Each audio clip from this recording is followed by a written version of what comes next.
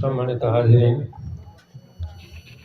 প্রধান বক্তা উনি যে দুইটা রোগের কথা ধরছেন আমাদের এলাকার মধ্যে বেশি, একটা হলো বেনামাজি, একটা হলো পারিষ্ঠগামী।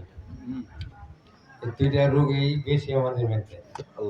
উনি দুইটা রোগ ভালো করে ধরছে। এই দুইটা দিনে দিনে আমরা ছাড়ে দিই। আর আমি কিছু আমলের কথা বলি, আমারও তো হক আছে।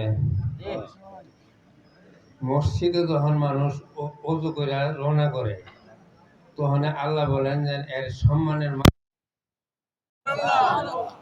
আর মসজিদের মধ্যে যখন বসে থাকে বিনা খাওয়ায় সে দোয়া খায়।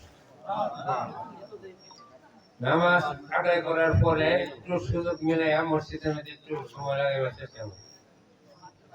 যদি কোনো বান্দা রোগী দেখবার যায় 70,000 ফেরেশতা তার জন্য দোয়া করে। এটা আমরা হুজুর দেখলে বা অন্য কিছু কাজ দেখলে দোয়া চাই না, বা মোরগ খাওয়াই দোয়া চাই।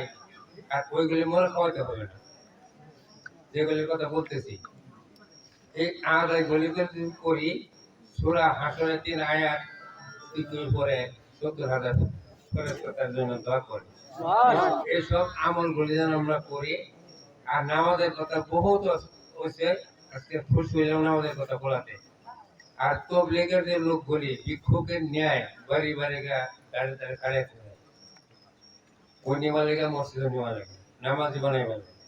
এত বদনাসও নানান কিছু বদনাম কত কিছু কিন্তু দেখবেন মর্যাদা হাসে দিচ্ছে যে বাড়ির কাছে যে দাঁড়িয়ে দাঁড়িয়ে খাড়ি রয়েছে, ভিক্ষুকের লাইন খাড়ি রয়েছে, ভালো মানুষ বানাইবা লাগিয়া, মসজিদ আনবার লাগিয়া।